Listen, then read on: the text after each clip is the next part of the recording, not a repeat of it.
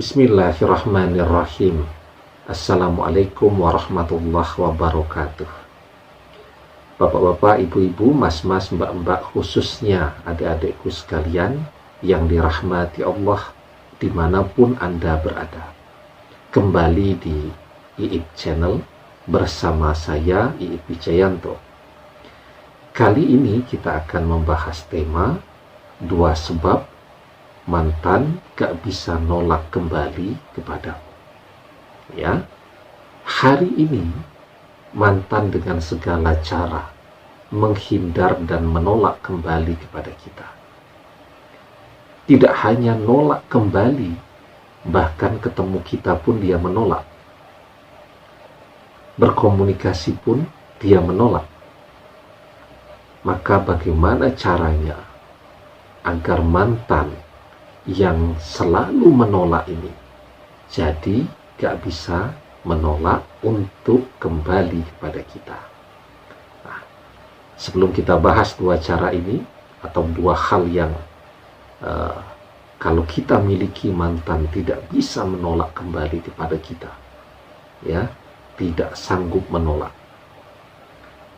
maka yang belum subscribe, jangan lupa untuk memencet tombol subscribe ya, dan menyalakan lonceng notifikasi agar Anda selalu mendapatkan pemberitahuan video-video terbaru dari channel kesayangan kita ini.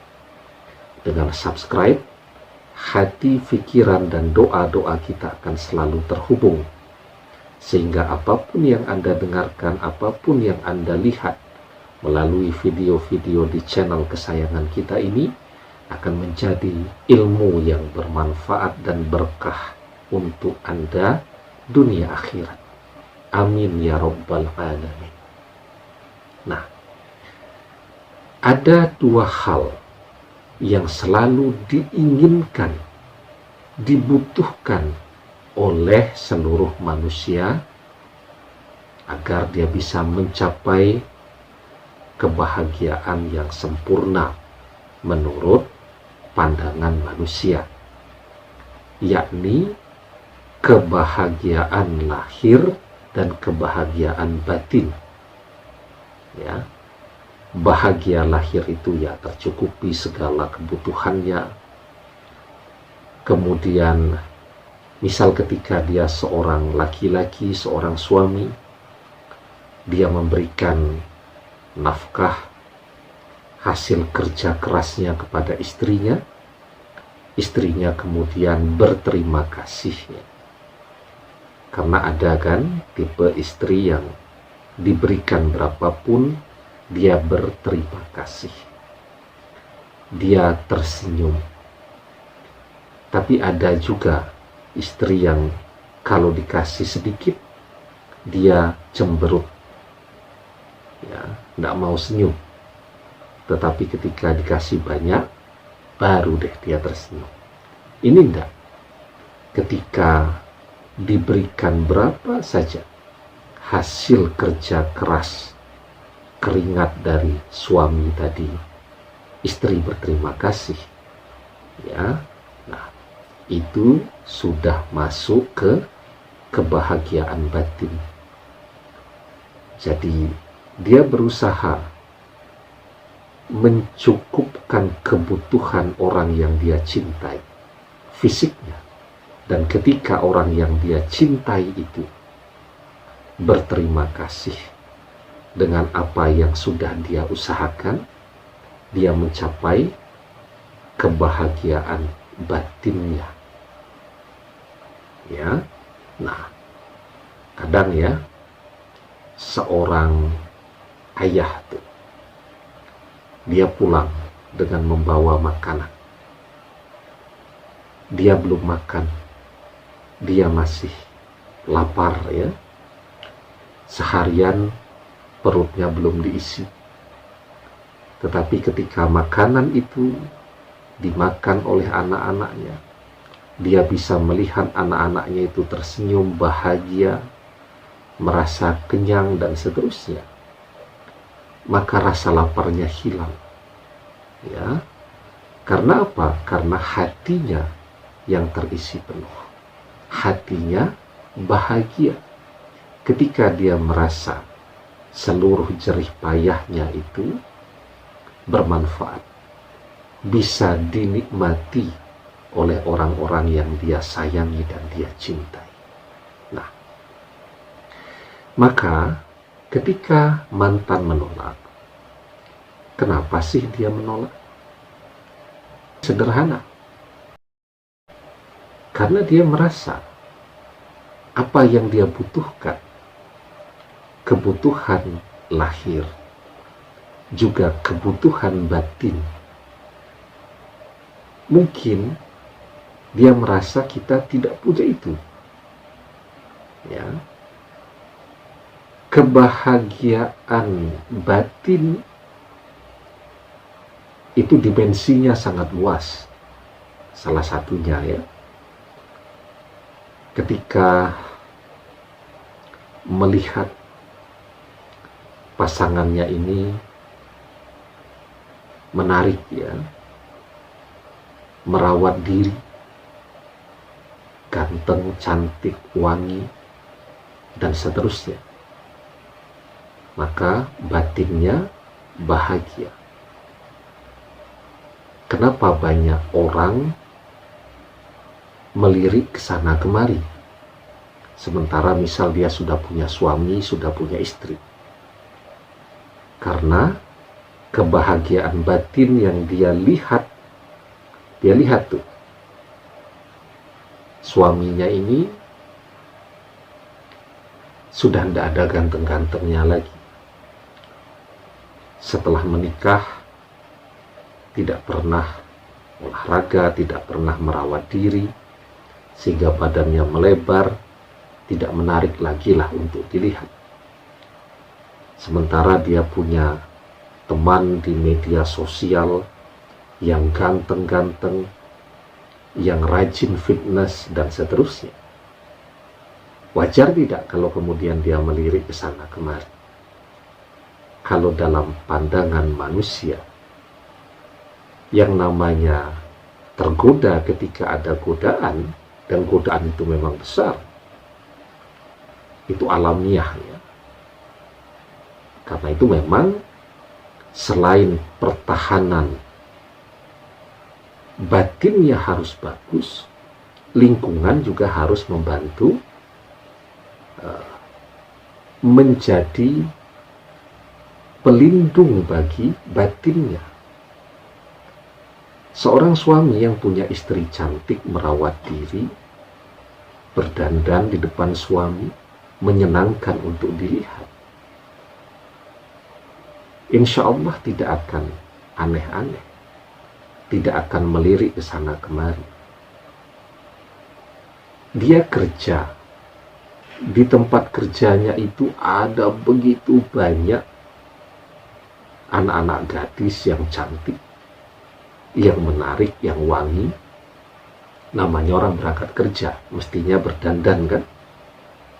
Sementara ketika dia pulang ke rumah,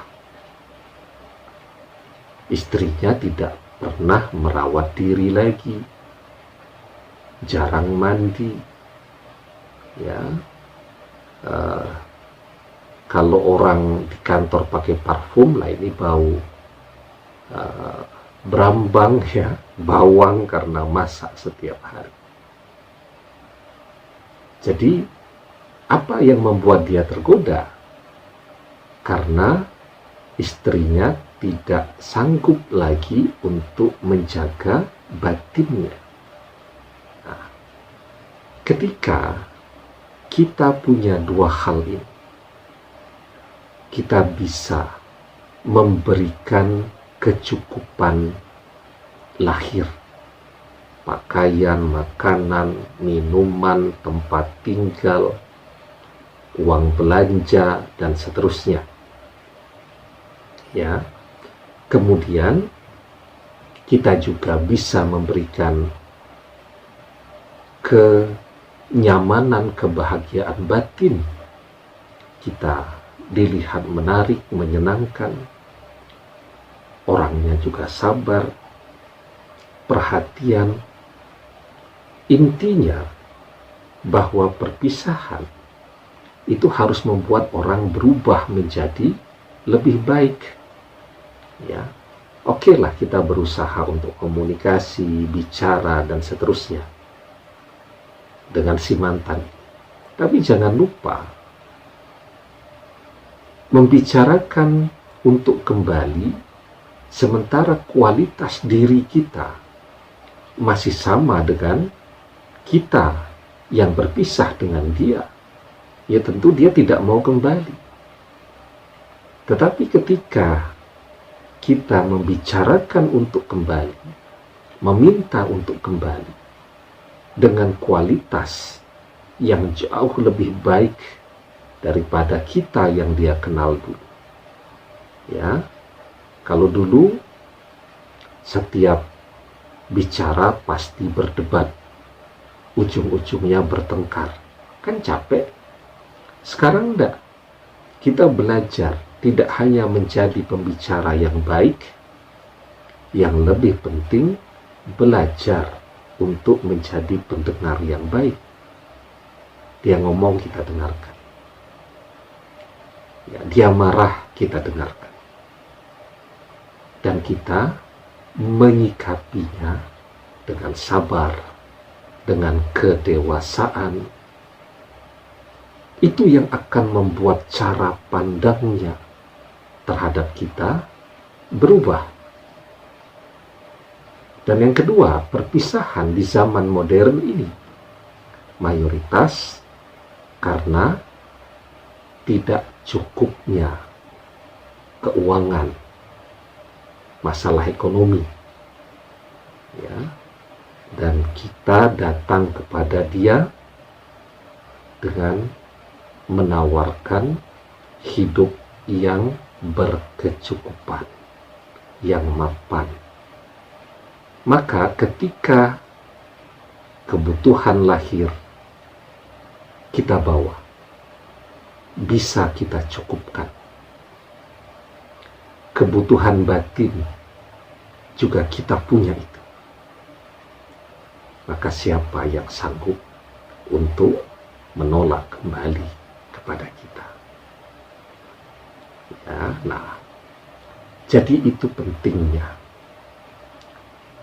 berusaha selalu untuk memperbaiki diri dari waktu ke waktu. Saya beberapa kali mengatakan bahwa perpisahan itu bukan akhir. Perpisahan itu justru awal. Ya, justru fase awal ketika manusia mau belajar. Oh, begini berpisah. Karena itu, mana yang kurang, di situ diperbaiki. Mana yang sudah baik, di situ kalau bisa juga jadi lebih baik lagi. Nah, di dalam sebuah hadis dijelaskan, kila li Rasulillahi sallallahu alaihi wasallam ayun nisa'i khairun, qala allati tasurruhu idza nazar wa tuti'uhu idza amara wa la tukhallifuhu fi nafsiha wa maliha bima yakrahu. Pernah ditanyakan kepada Rasulullah sallallahu alaihi wasallam, siapakah wanita yang paling baik? Beliau menjawab, yaitu yang paling menyenangkan jika dilihat suaminya, mentaati suami jika diperintah, dan tidak menyelisihi suami pada diri dan hartanya, sehingga membuat suami membencinya. Ya, enak untuk dilihat, menyenangkan untuk dipandang, dan memiliki hati yang baik, ya, pandai berterima kasih, sabar, dan seterusnya. Maka inilah profil pasangan suami atau istri yang diidam-idamkan oleh semua orang. dia punya tampilan fisik yang menarik, dia punya hati yang indah. Demikian, semoga bermanfaat. Wallahu a'lam bishawab, billahi taufiq wal hidayah. Assalamualaikum warahmatullahi wabarakatuh.